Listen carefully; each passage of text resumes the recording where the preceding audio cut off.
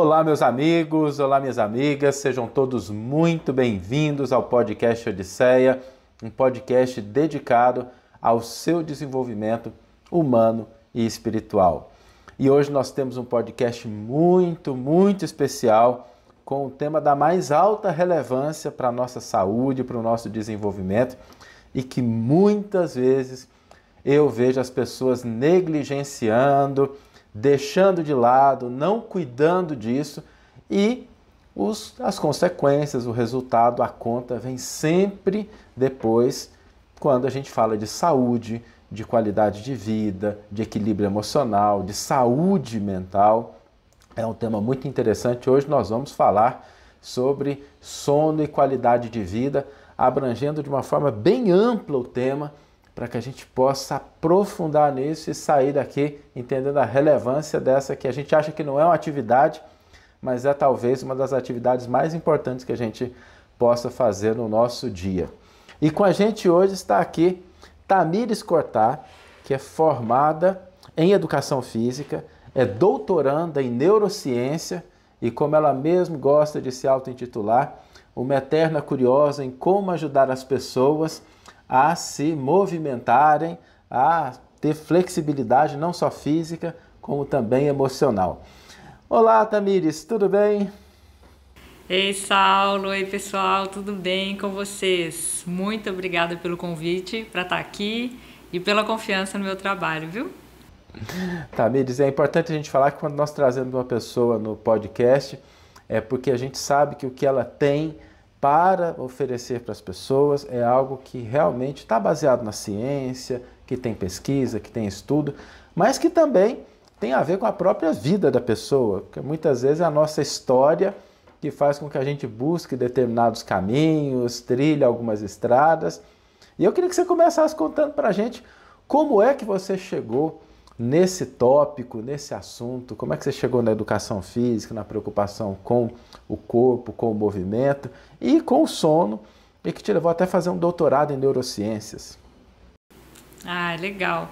Essa é uma história que eu amo contar, porque a educação física era algo que já estava no meu repertório de escolha do que fazer na vida. Muitas pessoas têm dificuldade de escolher ali na época do vestibular e para mim estava muito claro que eu queria educação física. Agora, o caminho que eu trilhei e que hoje eu trabalho com dores, doenças, na relação aí com o exercício físico, com o movimento humano, não foi nada pensado, nem de longe imaginado pela minha cabeça, que nesse caminho a vida foi me encaminhando com relação a isso, porque quando eu estava estudando para o vestibular, eu comecei a ter dores muito fortes na coluna e descobri um problema congênito de coluna. Eu nasci com uma vértebra fora do lugar, com um pedaço menor, uma estrutura ali bem complexa.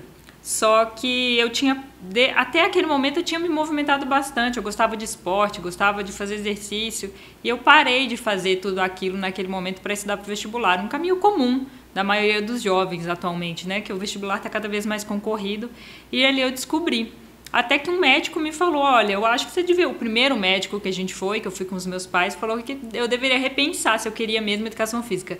Nossa, mas eu fiquei chateada. Pensa uma pessoa que ficou chateada. Falou, poxa, a única coisa que eu tenho certeza, a maioria dos jovens não tem. Mas aí a gente visitou um outro médico que já tinha uma experiência no esporte aqui e falou assim, não, Tamires, você teve alguma queda, algum acidente? Tá com cara de que você já nasceu com isso, mas como você parou de se movimentar, as dores vieram com mais força. Então você vai tomar um remédio, vai fazer fisioterapia e depois vai seguir no exercício como você sempre fez. Aí, querido Saulo, eu entrei na saga de incrementar os exercícios no dia a dia de vida adulta e corrida. A gente vai falar um pouco disso no podcast de hoje, que é tão complexo, para ajustar as dores, e nisso a vida foi me encaminhando tanto para as relações emocionais, com os desvios posturais, que o meu mestrado foi nisso, e nem era para estudar isso, a vida encaminhou também, e fui entendendo cada vez melhor a relação do movimento humano com as emoções, com o sono, que a gente vai falar hoje, e me tornei uma apaixonada nessa temática, até porque para o nosso dia a dia é um grande desafio, né? Então, só vivendo e testando e vendo como que as coisas funcionam, para a gente conseguir realmente aplicar e descobrir formas de que isso se torne sustentável, de que a gente consiga realmente manter isso no nosso dia a dia a longo prazo, né? Tamires, interessante você falar, porque muitas vezes as pessoas que têm um problema, seja um problema congênito, seja um problema que surge ao longo da vida, algumas pessoas param por conta do problema. Algumas pessoas desistem de sonhos por conta dos problemas. Algumas pessoas acabam abandonando objetivos, metas por conta dos problemas. E às vezes o problema é a solução. Eu sei que a frase pode ficar meio estranha, mas às vezes o problema que a gente traz é exatamente aquilo que vai dar para cada um de nós uma compreensão mais profunda, uma preocupação mais intensa, uma profundidade para lidar com aquele assunto. Ou seja, parabéns, porque muitas pessoas poderiam ter falado assim, eu tenho um problema congênito, má formação na coluna, não vou fazer educação física, que parece uma coisa que é contrassenso, né? Não, vou fazer outra coisa, vou fazer direito, vou fazer medicina, vou fazer engenharia, vou fazer administração, psicologia, mas você buscou realmente, apesar desse problema, transformar ele em uma alavanca para você chegar onde você queria. Parabéns, parabéns. Isso é um exemplo. E o interessante é que hoje os profissionais da área da saúde, fisioterapeutas, eles pegam meus exames de coluna, que às vezes coincide de alguém ver, e falam assim, mas você tem certeza que é seu? Não está errado o nome aqui, deve ser de outra pessoa esse exame aqui. Porque não era para você conseguir fazer os exercícios que você faz, viver sem dores como você vive, viver bem. Eu falo, sim, é meu. É meu. E é interessante porque o próprio criador do Pilates, se não me engano, você deve conhecer isso melhor do que eu, era alguém que sofria de dores e ele foi buscar exatamente solução para um problema que ele vivia e ele encontrou isso através de uma técnica que ele acabou desenvolvendo, ele mesmo. E eu acho isso interessante porque às vezes a gente tem um senso comum, Tamires, não sei se você encontra isso, que é assim, não, se está doendo, eu vou parar. Se está doendo, eu tenho que ficar mais quieto. Se está doendo, eu tenho que me poupar. E é óbvio que ninguém quer que a pessoa que esteja com problema, ela vá se desgastar, ela vai fazer um exercício que pode prejudicar, mas parece que a solução não é bem essa, né? E eu posso dar um depoimento pessoal, tá? Eu, há mais ou menos uns 4 anos atrás, eu comecei trabalhando muito com computador, aquela história, né? Não se movimenta, sentado, área financeira. E eu comecei a desenvolver uma dor aqui no ombro. E essa dor era tão grande que tinha noites que eu não conseguia dormir direito. Eu tinha um jeito certo, só dava para dormir do lado esquerdo, que se eu deitasse do lado direito. E tinha uma coisa que me incomodava muito, que é assim, pode parecer simples, mas a hora que eu ia tomar banho, com esse braço aqui eu não conseguia escovar as costas até um lugar mais alto. E um dia eu fiquei pensando, gente, será que algum dia eu vou ter esse movimento normal do braço? E eu comecei a fazer exercício, musculação, há mais ou menos 1 ano e meio, 2 anos atrás, de maneira mais séria, mais intensa, né? Isso começou com a chegada do meu filho, mas há 2 anos atrás eu comecei de uma maneira mais estratégica, pensando nos exercícios. E hoje eu estava avaliando, assim, hoje eu não sinto dor nenhuma, a minha movimentação é perfeita, e eu ficava imaginando, porque eu pensei, nossa, deve ser o problema da idade, né? Estou ficando velho, então as coisas vão piorar daqui para frente. E não é, né? A gente pode sim, eu não estou dizendo que sejam todos os casos, é lógico que um profissional tem que avaliar, mas a verdade é que se a gente decidir se movimentar, se a gente decidir fazer o exercício correto, a nossa condição de mobilidade, de saúde, pode melhorar drasticamente. Não sei se é isso que você tem observado. É sim de senso comum que a gente pare de se movimentar quando a gente tem dores, mas não é uma informação cientificamente comprovada. Acreditava-se isso na ciência, mas a ciência hoje, os artigos já mostram com muita clareza que principalmente para dores crônicas, que são essas dores que permanecem por mais de 15 dias ou até 30 dias, pode-se considerar aí uma dor um pouco mais aguda, e que o movimento é o melhor remédio. O movimento é o melhor tratamento. E isso tem relação com o sono, que é o que a gente vai falar hoje. Porque a gente começa a passar por problemas na vida, no dia a dia, questões financeiras, aí a gente acha que a gente tem que fazer mais para solucionar aquele problema ali, vai tirando o sono, né? Aí eu tenho que trabalhar mais para solucionar o problema financeiro. Nem sempre, às vezes, né? A gente vai ajustar ali para poder trabalhar de uma forma mais eficiente e conseguir dormir melhor. Aí quando eu vou perdendo sono, eu acho que eu preciso dormir muito para poder recuperar o sono. Também não. Tem ali uma média, né, de horas de sono que nos recomendam que é bom, nem de mais, nem de menos. Então a gente tem que ir ajustando esse ponto na nossa vida. Parar por conta das dores não vai ser a solução e nem continuar com o excesso daquele problema ali nas dores, por exemplo, também não vai ser a solução. Eu acho que o Saulo voltou.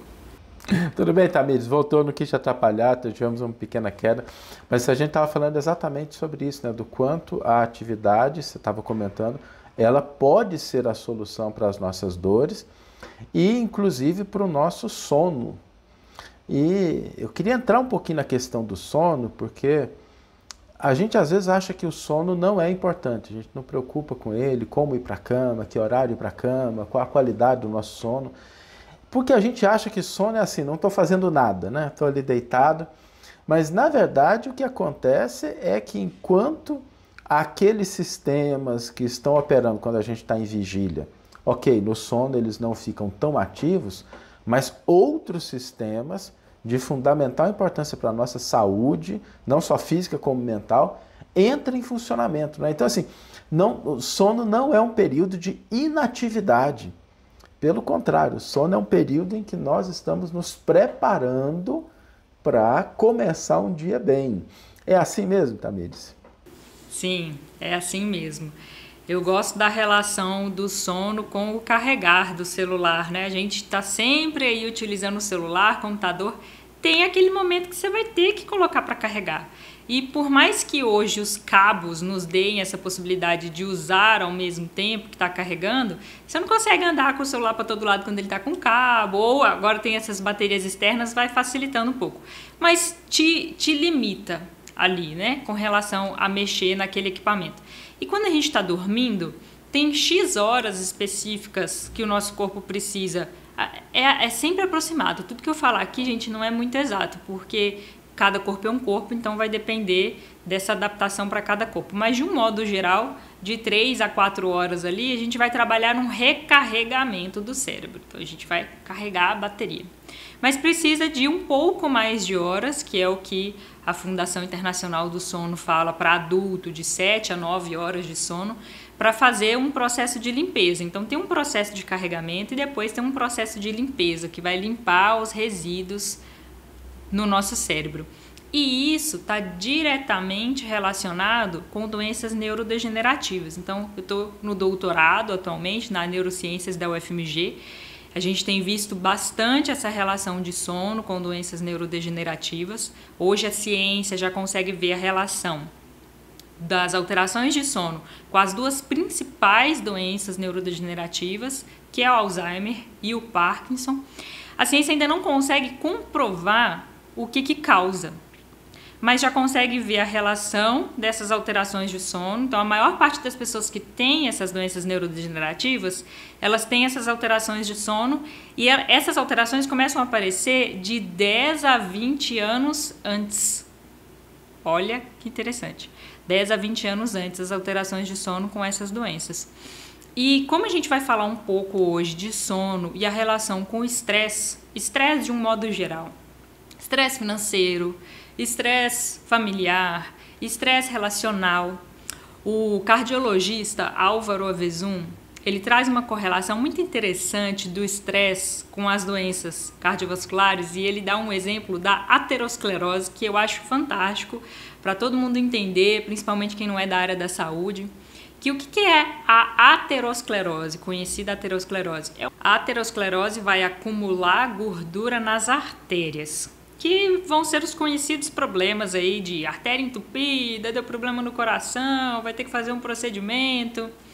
E ele explica que de que é feita a camada das artérias? Lipídio, que é gordura.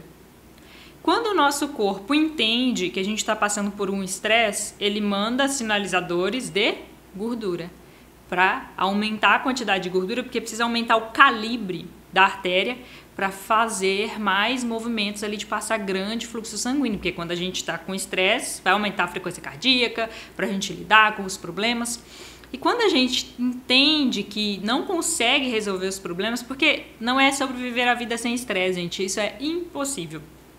mas são estresses que a gente consegue resolver, que a gente tem ferramentas, que a gente entende que é possível sair deles. Quando a gente vive nesse looping de não conseguir resolver os problemas, esses sinalizadores vão ficar eternamente sendo enviados ali, a gente vai fazendo esse acúmulo de gordura. Aí ele traz a seguinte pergunta: o que é a doença? É o acúmulo de gordura ou é o estresse? Vai adiantar eu ficar tomando remédio para tirar a gordura da artéria? Vai adiantar eu tirar a gordura da alimentação? Não vai. Só que aí, se a doença é o estresse, pode até como que a piorar, gente né, trata? Tamires? Pode até piorar, porque o que acontece? Se o sinalizador de gordura é por conta do estresse e a gente toma um medicamento que ele vai lá no que o corpo está entendendo que precisa gerar e tira isso, talvez, eu não sei se você estuda isso melhor, o cérebro pode entender o seguinte: olha, precisa dar mais sinalizador, precisa gerar mais. Então, às vezes a gente acha que está resolvendo o problema, mas por tratar só o sintoma, nós estamos intensificando o risco. Sim. Então, ele traz essa reflexão, né, que a aterosclerose, ela vai ser um resultado de muitas coisas que estão acontecendo por trás. E aí, para a gente poder olhar para estresse, o que a gente vai ter que fazer? Olhar para comportamento, olhar para o nosso dia a dia, olhar para a gente mesmo. E aí eu fico sempre me perguntando, e trago essa questão aqui para vocês, que é: por que o ser humano, por que a gente tem tanta dificuldade de seguir recomendações? Seja recomendações do médico, que vai falar que a gente tem que fazer exercício, que tem que mudar o estilo de vida, que tem que fazer um monte de coisa, né? Seja recomendações das associações. Então, a Fundação Internacional do Sono recomenda de 7 a 9 horas de sono para adultos. E as sociedades que a gente conhece, que já passaram aí até hoje, nos deixaram sinais de que, assim, essa é a fase mais difícil de manter essa quantidade de horas de sono, que é a fase que a gente tem que produzir mais, tem que trabalhar mais. Eu vou falar um pouquinho sobre as recomendações do exercício físico mais pra frente, mas vamos tentar entender sobre a recomendação do sono, de 7 a 9 horas de sono. Por que a gente tem tanta dificuldade de cumprir essas recomendações? Aí a gente vai ter que entender o que começa a impedir a gente de dormir bem. Existem várias correlações. E hoje eu vou trazer alguns dados de correlações que nos atrapalham no sono, que é a questão financeira. Porque não é na idade adulta que a gente pensa que tem que trabalhar mais, que a gente entende que tem que pagar conta, começa a pagar conta, ou que a gente tem que cuidar do futuro, tem que guardar dinheiro para ter uma velhice saudável, um pouquinho mais tranquila, né? A fase da vida mais para frente é lá mais tranquila. E aí a gente começa a ter essas relações do sono com as finanças. E tem um estudo de 2007 que mostra a relação de tensão financeira contínua com alterações de sono na terceira idade. Então, o que quer dizer? Passei um tempo com alterações de sono, passei um tempo com tensão financeira contínua, tenho alterações de sono na terceira idade. Só que aí tem alguns outros estudos que falam o inverso. Aí um outro estudo trouxe a relação da qualidade de sono de casais, podendo prever a saúde financeira na idade adulta. Olha que interessante. Então, se eu investir em técnicas de dormir bem, em como me preparar para dormir, qualidade do sono, eu posso ter uma tranquilidade financeira um pouco melhor depois de uns anos? Esse estudo mostrou que sim. E é interessante, Um outro Tamires, estudo... eu vejo isso muito na prática, porque as pessoas que elas não conseguem ter uma boa noite de sono, que elas não deixam que o problema financeiro invada a vida delas, as outras áreas da vida, elas não tomam boas decisões financeiras. E por isso, talvez, chega depois, a pessoa está com mais dificuldade, porque ela não se preparou. Por isso que a gente, no projeto no Odisseia Academy, a gente, assim, a primeira coisa que fala quando a pessoa tem dívida, assim, você precisa isolar o problema. Você precisa fazer um plano para que você se ocupe desse plano na hora que você estiver lidando com ele. Mas não ficar aquela situação... Ontem mesmo a gente estava falando com uma pessoa com essa dificuldade, e assim, a pessoa ela está brincando com o netinho, brincando com o filho, vem a preocupação financeira, é um momento de estresse. E parece que aquela rota neuronal fica tão fortalecida que qualquer coisa dispara a situação de estresse. A pessoa vai tomar banho, está no banheiro, ligou o chuveiro, é um gatilho para preocupar e gera estresse, isso complica o sono. E na maioria das vezes eu vejo isso, as pessoas vão complicando a vida financeira porque elas não estão bem. Eu queria só aproveitar também para falar, nós estamos com pessoas aqui do México, Estados Unidos, acompanhando a gente ao vivo, e nós temos pessoas aqui que ficaram bem impactadas com a questão do sono, viu, Tamires?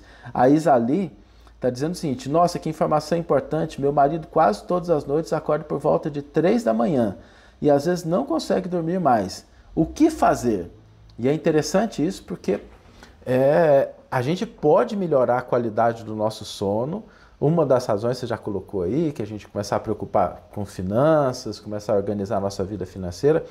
E aí eu queria comentar um pouco, como especialista nessa área, não significa você resolver o problema da noite para o dia, mas você compartimentalizar, você ter um plano para tratar as suas finanças. E quando você estiver cuidando daquele plano, cuide com dedicação. A hora que você estiver fazendo outra coisa, você está fazendo outra coisa porque o plano está sendo executado. Pensando nesse plano, gente, a gente tem que entender o que está acontecendo no nosso dia a dia que está nos trazendo aflições, preocupações, nos tirando de um prumo que a gente pode perceber como tranquilo, né? Como estamos trabalhando, estamos vivendo, estamos conseguindo realizar as atividades do dia a dia, apesar de serem muitas, de serem complexas, mas a gente está conseguindo fazer. Bacana! Não, é isso que eu estava comentando mesmo, sobre a importância da gente compartimentalizar esses problemas. E eu queria voltar um pouquinho, tá, mesmo uma coisa que você colocou que é importante, sobre tempo de sono. O pessoal fala de 7 a 9 horas, e é interessante porque eu percebo isso mesmo, a quantidade de sono. Não é você dormir mais, acho que sono tem duas questões, tem qualidade, que a gente pode falar um pouquinho, e tem quantidade. E não dá para substituir uma coisa pela outra. Eu acho que a gente às vezes fala assim, não, eu durmo pouco, mas durmo com qualidade. E às vezes a gente vê na mídia, nas redes sociais, aquelas pessoas falam assim, não, eu durmo só 4 horas por dia. Isso, gente, a ciência já mostrou que não é verdade. A atenção não é uma coisa para as pessoas, normalmente tem muita lenda nesse ponto.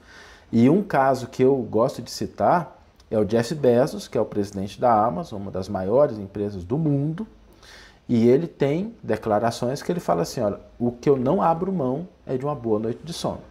Então eu posso estar passando por muitos problemas, pode ter reunião com investidores, pode ter projetos, mas chegou a hora de dormir, ele valoriza aquelas horas que ele tem de sono. E como é que a pessoa pode fazer, Tamires, para identificar quantas horas ela precisa? Tem alguma sugestão, alguma recomendação para ela poder identificar isso?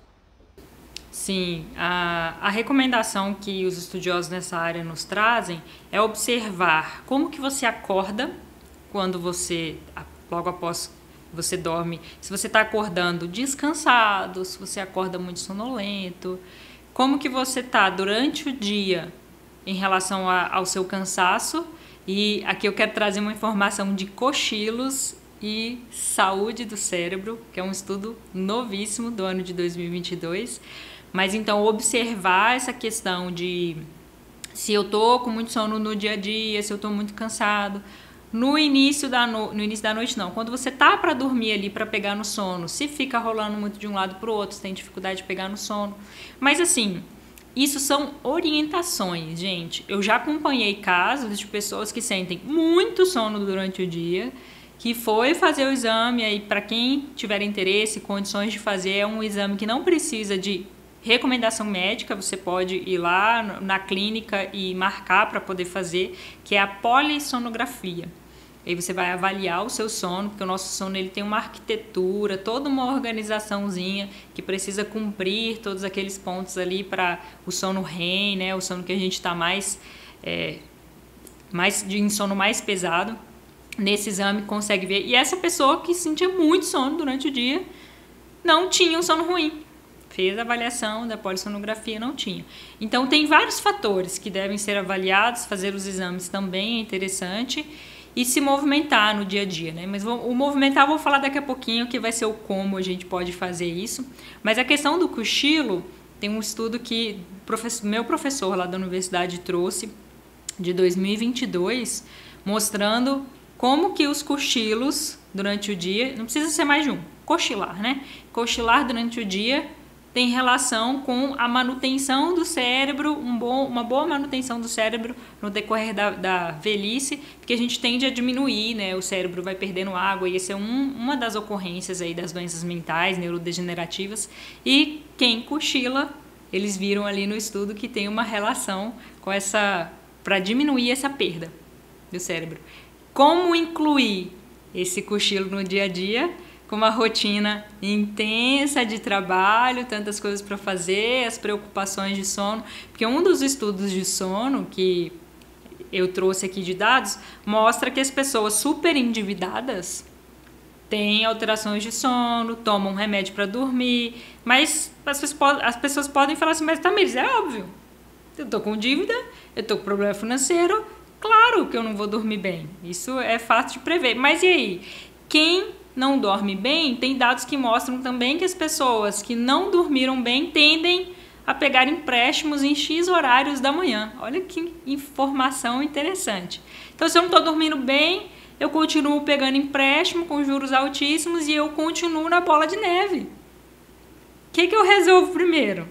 Eu faço mais trabalho, faço mais dinheiro, ou eu durmo melhor para eu poder sair dessa bola de neve, de pegar mais empréstimo. E o caminho de solução para isso é você olhar para a sua saúde mental. Por quê, Saulo? O que a Organização Mundial de Saúde, nas orientações de 2013 a 2020, falam sobre a saúde mental? Que uma boa saúde mental permite que as pessoas... Vamos focar nesses 4 pontos. Se quiserem até anotar para colocar aí na tela para o pessoal. Quando a gente tem uma boa saúde mental, a gente consegue realizar o nosso potencial. Isso é a Organização Mundial de Saúde falando. 2, a gente consegue superar o estresse normal da vida. 3, a gente consegue trabalhar produtivamente. E 4, a gente contribui para a comunidade. E eu quero trazer um ponto aqui que o canal Odisseia está constantemente trazendo conteúdos de saúde mental para ajudar a refletir sobre isso. Mas como que a gente pode aplicar isso no dia a dia? Vamos fazer o caminho contrário. Se eu consigo realizar o meu potencial, eu vou ter uma boa saúde mental. Mas será que está todo mundo refletindo sobre isso? O que é o meu potencial? Como que eu sei o meu potencial? Eu estou buscando entender quais são os meus talentos, quais são as minhas facilidades, pelo que os meus olhos brilham, que vai fazer com que eu trabalhe produtivamente. Olha o outro ponto. Isso é uma coisa que a gente fala muito aqui, da gente, sabe, cada indivíduo é um indivíduo único, tem as suas características, tem as suas habilidades, e a gente não pode ficar medindo o que a gente faz com o que uma outra pessoa faz. Nós temos que descobrir exatamente o que nós temos de potencial. Interessante você trazer isso, Tamires. E quando eu consigo trabalhar produtivamente, eu consigo gerar melhores resultados com menos esforço. Que é um equívoco que muitas pessoas pensam, né? Que eu tenho que ralar demais, quase morrer de trabalhar para ter bons resultados. Não. Superar o estresse normal da vida. Quando a gente pensa em superar o estresse normal da vida, gente, é pensar o que eu tenho que resolver hoje. É claro, o ser humano, qual que é uma das grandes diferenças do ser humano? Uma das grandes não, né? A principal diferença do ser humano com relação ao reino animal, a outros animais, que a gente é considerado mamífero também, né? É a capacidade que a gente tem de prever o futuro, de nos organizarmos para resolver problemas. Por isso que o ser humano saiu da época das cavernas e está como está hoje, porque ele evolui. E evoluir eu consegui sair de um mesmo erro, de um mesmo padrão. Então eu vou crescendo. Apesar de algumas pessoas acharem que a gente está andando para trás, não, a gente não está andando para trás. O ser humano continua evoluindo. Mas se eu ficar o tempo todo com a cabeça lá na frente, eu não consigo sair desse looping de estresse. Tem uns estudos que mostram as zonas azuis do mundo, que são as zonas onde tem o maior número de centenários e o maior índice de longevidade de vida, o maior índice de longevidade, né, de qualidade de vida, e mostra a capacidade que eles têm de focar no problema de hoje. O estresse que eu preciso resolver hoje. Eu vou guardar meu dinheiro, eu vou fazer um planejamento financeiro, eu vou pensar na terceira idade, eu vou pensar no futuro, sim. Mas eu só consigo resolver o problema de agora. Lembra da história do cardiologista que explicou da aterosclerose? Eu preciso focar no estresse que eu consigo resolver agora. E mesmo cuidando de todos esses pontos, se eu não estiver contribuindo para a comunidade, eu não vou conseguir cumprir os 4 pontos para uma boa saúde mental. Então tem algumas pessoas que justificam a ideia, mas eu não preciso trabalhar com algo que me realiza, ou nem todo mundo consegue trabalhar com algo que se realiza, que contribui para a comunidade. Eu acho que isso é só uma forma de ver. Mas ok, não vamos entrar nesse assunto agora. Se você acredita que não está num trabalho que contribui para a comunidade, você vai precisar buscar isso em outro momento da sua vida. E quando eu falo precisar, é porque eu estou seguindo a orientação da Organização Mundial de Saúde. Lá está falando que para você ter uma boa saúde mental, você precisa se sentir contribuindo para a comunidade. E aí eu estou falando de todos esses itens, Saulo, para a gente conseguir ter uma boa saúde mental, para eu conseguir trabalhar melhor, me organizar financeiramente, para eu poder dormir melhor. É interessante, Tamires, deixa eu só deixar a pessoa assim, ó, a recomendação, a Tamires citou um documentário que tem na Netflix, e eu queria que quem estiver escutando aqui anote que é dever de casa assistir esse documentário. O nome do documentário é Como Viver até os 100 anos, Os Segredos das Zonas Azuis. São 4 episódios, é muito interessante, é um trabalho que eu particularmente gostei, já vi todos os episódios, recomendo bastante para que as pessoas possam entender o que significa a gente se preocupar com esse período em que a gente vai viver. E eu acho interessante, Tamires, porque a gente fala assim, olha, para você ter uma longevidade, uma qualidade de vida, você precisa preocupar com sono, você precisa fazer exercício, mas as pessoas às vezes não querem fazer exercício, mas elas querem ter cognição para poder brincar com o netinho. Elas querem ter cognição para não ficar dependendo de outras pessoas. Elas querem poder ir no supermercado e voltar carregando as próprias compras. Elas querem não ficar numa cadeira de roda. Então, quando a gente fala de qualidade de sono, de exercício físico, de boa alimentação, de interação social, são as condições para que a pessoa tenha isso na sua velhice. Se ela não preocupar com esses aspectos, não adianta dizer que vai viver a vida de qualquer jeito, vai chegar lá na frente e vai ter uma boa saúde, que pode até ser que a pessoa tenha acertado na loteria dos genes, né? Ela tem uma genética fora do padrão, mas não é bom a gente deixar a nossa velhice por conta da sorte. Sim, e vamos pegar uma pessoa que fez o exame lá de polissonografia ou que já está com insônia, que já está sofrendo os efeitos aí de não conseguir dormir bem, que está endividado, foi no médico. O médico fez todas as avaliações, pediu os exames, percebeu como está a rotina desse ser humano. Qual que é a primeira coisa que ele passa? Remédio que vai remediar. A gente já explicou aqui o que o cardiologista falou dos remédios para a aterosclerose. Ok, falou, cara, você precisa dar um jeito nessa sua vida, fazer exercício. Aí, o que dá vontade de falar pro médico quando isso acontece, né? Você tá de zoeira. Você não tá entendendo que eu tô endividado, que eu tô trabalhando 24 horas por dia, você ainda manda fazer exercício? A pessoa entrou com 10 problemas pro consultório e saiu com 11, né? Porque agora ela tem que incluir o exercício físico no dia a dia. E fazer isso é um desafio. Tem uns dados daquele aplicativo Strava de movimento, de exercício, que eles até colocaram o nome da segunda a sexta de janeiro como Kitter's Day, dia do desistente. Porque todo mundo começa com a meta, A maior parte das pessoas até a segunda semana, até a segunda sexta de janeiro, acabou com a meta já, gente. Já não consegue mais aplicar aquela meta. E ainda, o índice de pessoas que começam um exercício físico e param, a maior parte das pessoas param em até 3 meses. Se você conseguir passar de 3 meses, pode ser que você tenha mais chance de continuar. Por que que é tão difícil incluir o exercício físico na nossa rotina? Porque o exercício físico... Eu vou falar uma coisa aqui, que todo mundo que eu conto essa história fica de olho arregalado e fala assim, Tamires, eu nunca tinha parado para pensar por esse lado, mas faz muito sentido. O exercício físico não é uma escolha lógica para o nosso cérebro.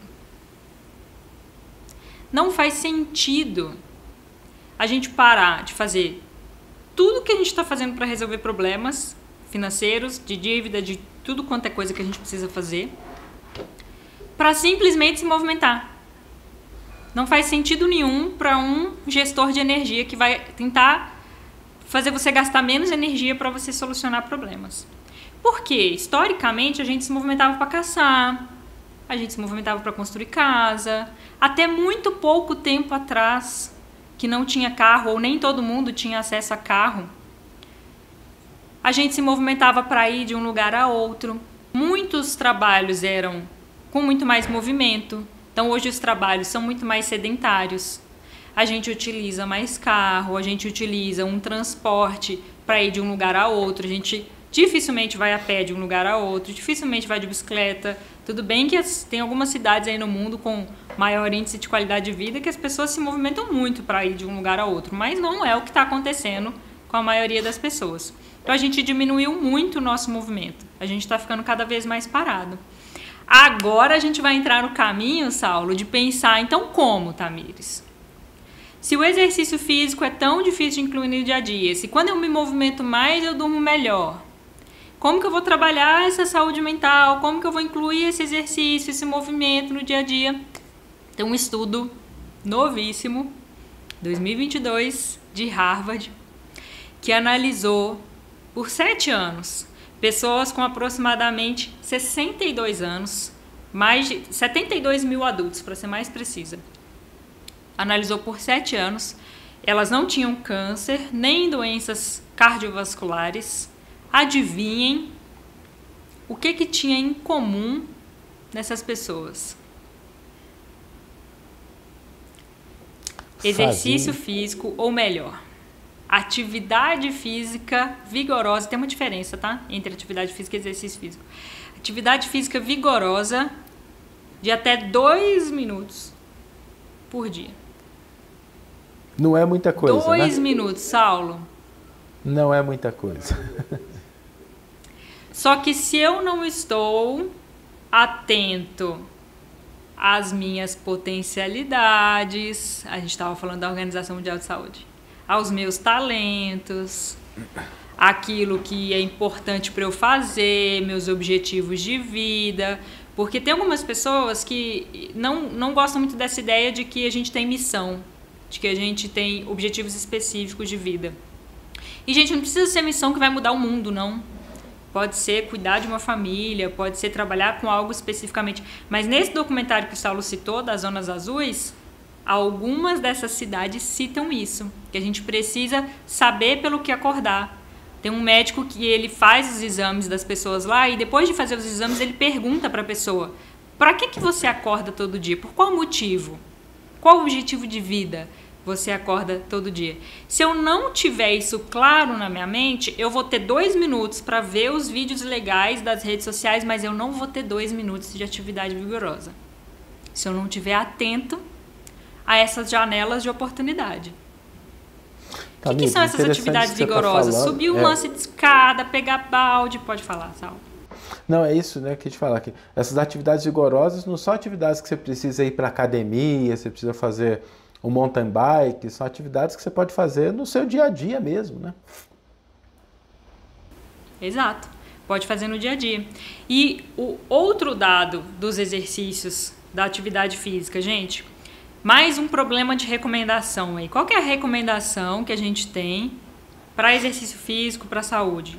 no mínimo 1 hora, 5 vezes por semana de atividade moderada. 5 vezes por semana, 1 hora. Quem consegue cumprir essas recomendações? Só que além dessa recomendação, o que eles começaram a perceber? Mesmo as pessoas que fazem 1 hora durante 5 vezes por semana, se tem comportamento sedentário, olha a palavra, comportamento, a gente não vai ter como fugir de olhar para o nosso comportamento, gente. Se a gente tem comportamento sedentário, essas pessoas ficam muito tempo sentadas, só andam de carro. Então, pense em alguém, saiu do apartamento, pegou o elevador, desceu no carro, entrou no carro, parou no estacionamento de onde ela tem que trabalhar, subiu de elevador de novo, entrou na frente do computador, volta, pega o carro, volta para casa, pega o elevador, e o descanso é uma TV ou é um celular. Que comportamento ativo tem? Essas pessoas que têm um comportamento sedentário, mesmo fazendo 1 hora de exercício por semana, também têm altas chances de ter problemas cardiovasculares. E aí a gente incluir esse comportamento no nosso dia a dia é o que vai fazer total diferença, é o que mostra na série das zonas azuis, é o que esse estudo de Harvard mostrou, das atividades vigorosas por pelo menos 2 minutos no dia a dia. Mas se eu não consigo lembrar de aplicar isso no dia a dia, a gente vai continuar nesse círculo vicioso de dificuldades de sono. E aí eu queria saber como que a gente está de tempo, porque tem 2 pontos que os meus alunos mais adoram para conseguir mudar isso e que tem resultado muito bom no dia a dia. Dá para trazer? Vamos lá. Ou vai ter que ficar para a próxima? Acho que é importante, pessoal, eu só queria sumarizar até agora, acho que é muito importante a gente falar com as pessoas, quando a gente fala de qualidade do sono, o que a gente já trouxe aqui, pessoal? Primeiro, compartimentalizar seus problemas. Não deixar que problemas que você eventualmente está vivendo na área financeira ocupem a sua vida. Então, planeje isso bem. Exercício físico é fundamental. E algumas pessoas colocaram aqui, Tamires, sobre rotina, né? O horário de dormir, o horário de acordar. Isso é uma coisa que pode ajudar a pessoa a ter uma qualidade de sono melhor? Sim. É uma coisa que pode ajudar. Tem uns estudos sobre exercício físico, de que quem faz exercício físico no mesmo dia, no mesmo horário, consegue manter ele mais a longo prazo. Mas eu sou uma pessoa intrigada nos dados das pessoas que não conseguem fazer isso. Tem muitas pessoas que me procuram que falam assim: Tamires, eu odeio a palavra rotina. Eu não dou conta de lidar até com a palavra rotina. Como que eu faço? Esses 4 itens que eu falei da Organização Mundial de Saúde, para que a gente tenha uma boa saúde mental, superar o estresse do dia a dia, trabalhar produtivamente, realizar o potencial, contribuir para a comunidade, eles precisam tornar rotina, precisam entrar como disciplina no nosso dia a dia. Quando o comportamento ativo, simplesmente você lembrar de descer a escada, trocar o elevador, quando simplesmente você lembrar de acordar e cuidar de você primeiro antes de mexer com alguma tecnologia, quando isso entrar mais no nosso dia a dia, vai ficar muito mais fácil que as outras coisas de saúde se tornem rotina. Então, para muitas pessoas, a rotina de horário, de dia, funciona? Funciona. E em dados dos estudos também. Mas e para quem não consegue? Como que a gente faz isso? Eu falo que a gente precisa analisar nossa postura para poder aplicar isso no dia a dia, e os meus alunos adoram quando eu cito isso, que é a tridimensionalidade da postura humana. Pensa numa pirâmide, gente, pensa num triângulo. Na ponta dessa pirâmide tem a sua postura física. E quando eu falo postura física, é a gente se movimentando para fazer as coisas no dia a dia e o resultado disso no nosso corpo. E na base dessa pirâmide tem a postura intrapessoal e a postura interpessoal. Quando a gente pega os livros de postura humana, quais são as partes do corpo, quais são os sistemas sensoriais que precisam se ajustar para a gente ter uma boa postura, a gente vai ter visão, audição e o nosso somestésico, o nosso tato, né? Se a gente trazer isso para o nosso comportamento, pensar no nosso dia a dia, como que eu vou ter essa postura de exercício físico, dessa rotina, de aplicar isso no meu dia a dia, eu vou ter que sempre olhar para a base. Então, quando você tiver com dificuldade de organizar o seu sono, quando você estiver com dificuldade de fazer exercício físico, nossa, mas eu estou tentando, não estou conseguindo, não entro na rotina. Olha para a base da pirâmide, que é a postura intrapessoal e a postura interpessoal.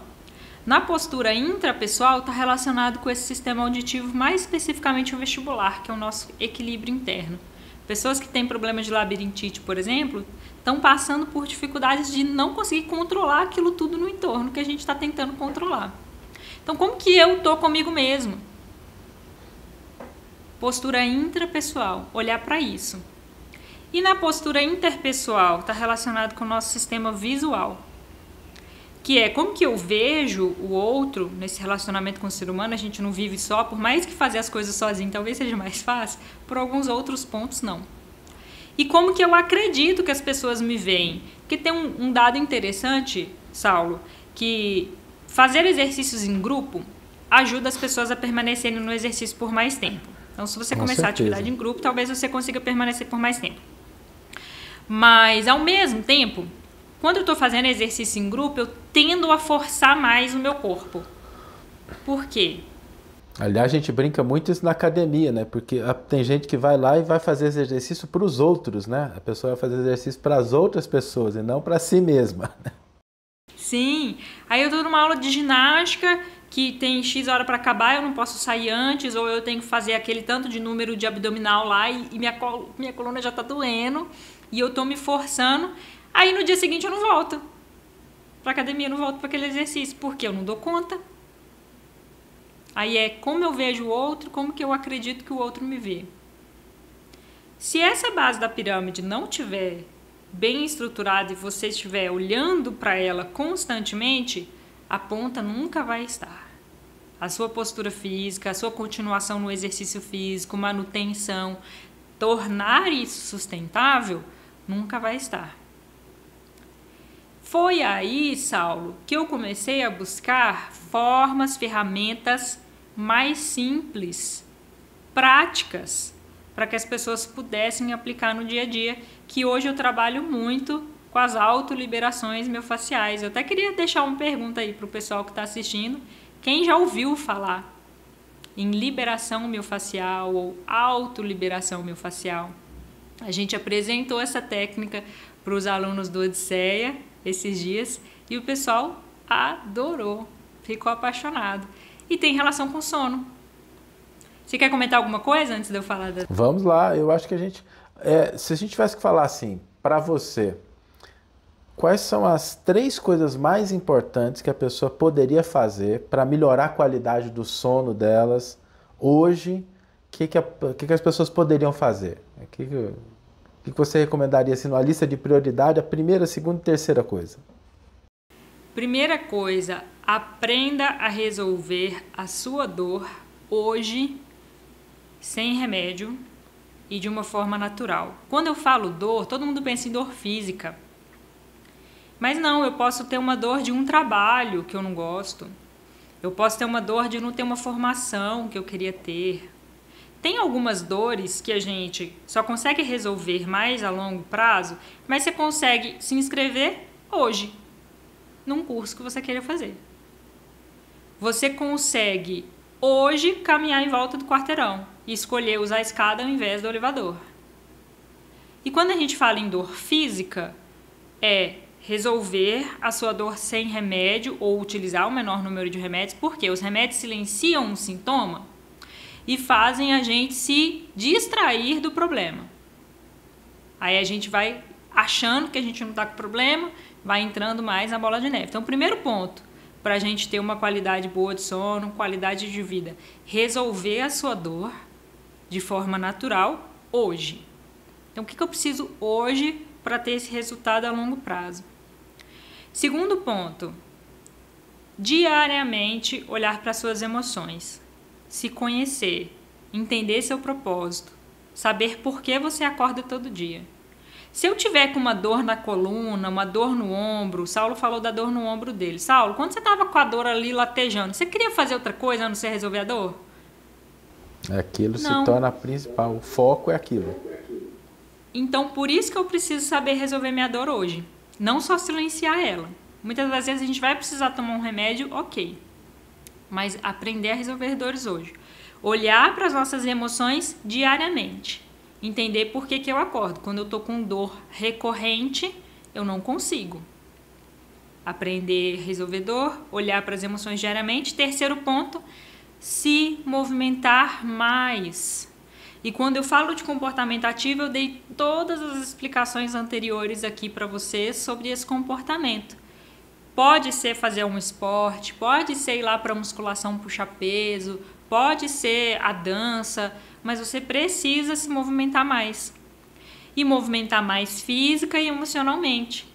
Tem alguma coisa incomodando seu coração, uma conversa que você teve com alguém que você achou que a pessoa ficou chateada, vai lá resolver. Porque se isso estiver te incomodando internamente, até a decisão dentro do trabalho que você precisa de coragem para ter, para tu subir aquele degrau, você não vai conseguir. Então, se movimentar mais, não deixe as coisas paralisadas. Seja física, seja emocionalmente. Então, para mim, esses 3 pontos. Fantástico, fantástico. E fala sobre a liberação facial, autoliberação facial, que acho que muita gente não conhece o que é isso. O que é essa técnica, o que é essa abordagem, como é que ela pode contribuir não só para a qualidade do nosso sono, mas também para a qualidade da nossa saúde. Sim. Tem um fiozinho aí, uma cordinha, alguma coisa que eu possa... Porque o pessoal falou de alongamento, que faz alongamento todo dia, e eu quero que as pessoas entendam a diferença do alongamento para liberação miofascial. Certo. Aquele branquinho mais fino ali que tá dentro dessa mochila, eu acho que vai ser melhor. Ó. Gente, o que a gente precisa pensar? Eu faço alongamento todo dia. Se eu tô passando por fase de estresse na minha vida, se eu tô sedentário, que é um estresse também, a gente vai acumulando nódulos no corpo. Pensa num nódulo lá na sua musculatura. Quando você vai alongar ele, o que acontece? Não vou quebrar o fio do Júlio. Mas ele aperta mais, correto? Peguei um ponto da articulação, peguei outro, puxei. Ou eu fiz um exercício de força. Ele apertou. E aí pode ser que a sua dor volte com mais frequência.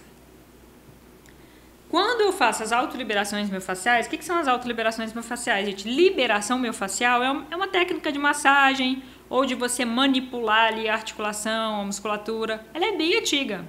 Vem da fisioterapia aí de centenas de anos.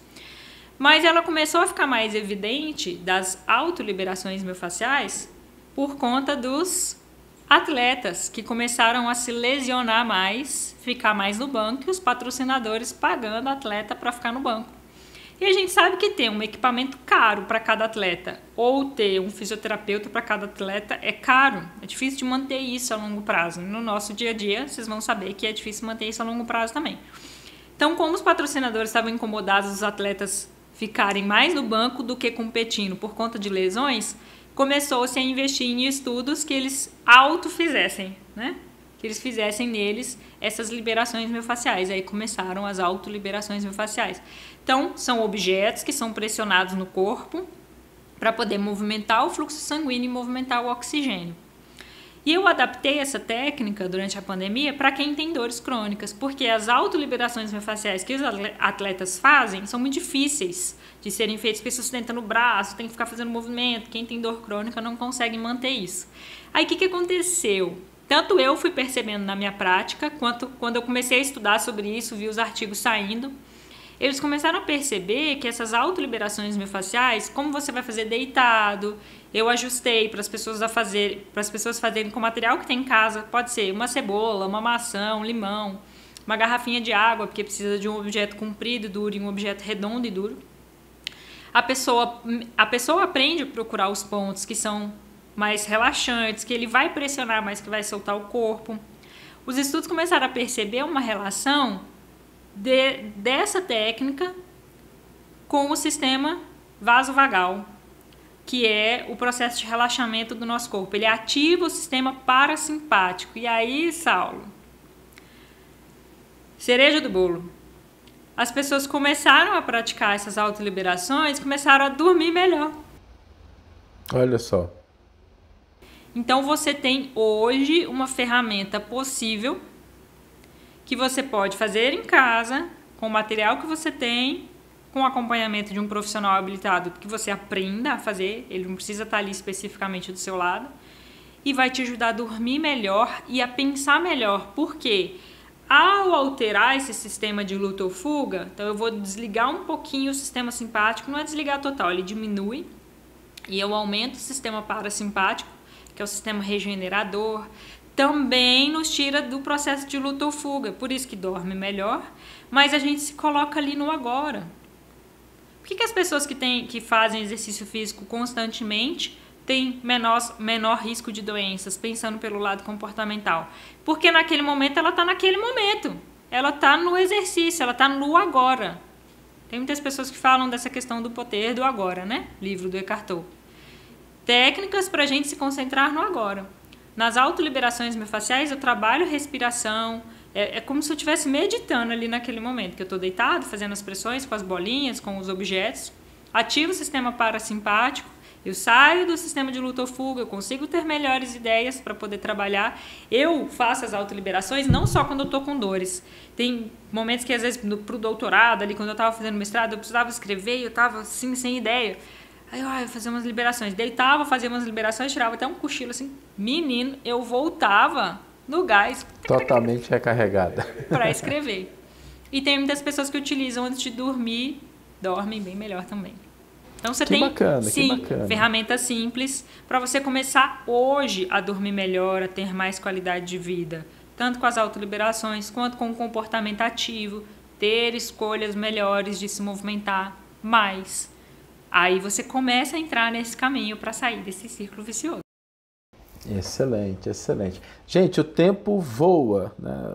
O assunto é interessante, muito rico, e a Tamires trouxe uma perspectiva interessante aqui, nova, sobre as liberações biofaciais, que podem, é algo que eu acredito que para a maioria das pessoas é uma coisa nova.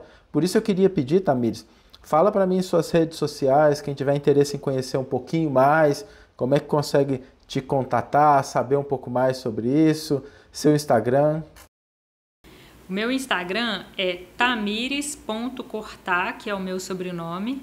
Mas se você colocar Tamires Cortá no Facebook, no YouTube, você também vai conseguir encontrar outros canais meus. E mais no Instagram especificamente tem o link com a página que fala dos cursos, como que funciona. É super acessível para todo mundo, tem protocolos específicos para dores específicas do corpo. E eu, como sou fascinada por ajudar as pessoas a pelo menos saberem que existe essa possibilidade, porque se você vai continuar fazendo ou não, eu já saí dessa posição de culpa de tentar resolver a vida de todo mundo e se a pessoa vai continuar ou não, eu já não consigo, né? Mas no início eu costumo acompanhar as pessoas pelo WhatsApp, dou a mão mesmo, ajudo para que ela continue, porque eu fui percebendo que como muitas pessoas deixam de fazer por questões de rotina, por preocupações, tem parte do conteúdo que eu explico isso nas aulas, que é como fazer de uma forma mais rápida, como fazer com o material que você tem, porque qualquer motivo que o seu cérebro encontrar, de que você está gastando muito tempo, que está doendo muito, que você ficou com dor depois, ele vai te fazer fugir desse negócio. Precisa ser realmente aplicável e sustentável no seu dia a dia para que você, com o resultado das autoliberações, dê continuidade nas outras mudanças. Do sono, do dia a dia, do potencial, da missão e tudo. Excelente, excelente. Gente, esse foi o nosso podcast sobre qualidade do sono, exercício físico, longevidade. A gente passou por vários temas. Tamires, quero te agradecer muito por ter estado aqui nesse momento, compartilhando seu conhecimento, as suas sugestões com as pessoas. E eu acho que um recado final que a gente quer deixar aqui nesse podcast é: se preocupem com a sua saúde, se preocupem com cuidar do seu sono, se preocupem com cuidar do seu exercício físico, da sua alimentação, porque é isso que vai te garantir aproveitar melhor a vida, chegar no estágio final da existência, cumprir minha missão, fiz o que eu tinha que fazer e estou feliz, porque é possível sim a gente ter uma velhice feliz, uma velhice com dignidade, mas para isso a gente precisa se preocupar desde agora. Tamires, muito obrigado. Suas palavras finais aí para a nossa audiência. Oh, eu que agradeço. Eu queria comentar ali do comentário da Eli Silveira, que falou que participou do encontro de comandantes e que adorou as liberações que ela está fazendo também. E o pessoal conseguiu fazer com o material que tinha em casa ali na hora e o resultado foi bem bacana. Isso. Eu quero agradecer, Saulo, pelo convite, pela confiança no trabalho. Eu sou essa apaixonada mesmo de explicar para as pessoas formas palpáveis, práticas, para começar hoje a mudar a sua vida, para você viver a vida que você quer viver com a qualidade, com saúde, pensando na parte física, na parte emocional. E se você tiver qualquer dificuldade de continuar isso, não pense que o seu caso é exclusivo. A gente tem que pensar que a gente é exclusivo, gente, que a gente é um ser único para viver potencialidades, para crescer, para fazer diferente. Mas a gente não é exclusivo por falta de solução. Quando eu comecei com as minhas dores, quando eu comecei a buscar as soluções, eu achava que eu não ia conseguir, que meu problema é maior que todo mundo, porque não tem cirurgia, porque não tem solução, porque não tem isso, não tem aquilo. Sempre tem.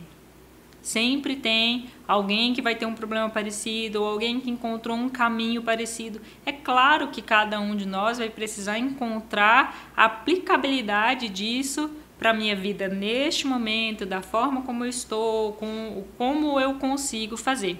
Mas sempre tem. Então, se você está achando que você não consegue, me procura nas redes sociais, eu te ajudo de alguma forma, mas sempre tem um caminho, tanto para viver sem as dores crônicas, quanto para dormir bem, para ter qualidade de vida e a gente viver uma vida que a gente realmente quer viver. É isso aí. Gente, muito obrigado. Esse foi o nosso podcast de hoje. Agradecer novamente a Tamires. Continue acompanhando o Odisseia Academy. Nós estamos sempre trazendo conteúdos, vídeos, podcasts, conversas informais de temas relacionados ao seu desenvolvimento humano, espiritual, para que a gente consiga aproveitar essa grande odisseia chamada vida. Um grande abraço e até o nosso próximo podcast.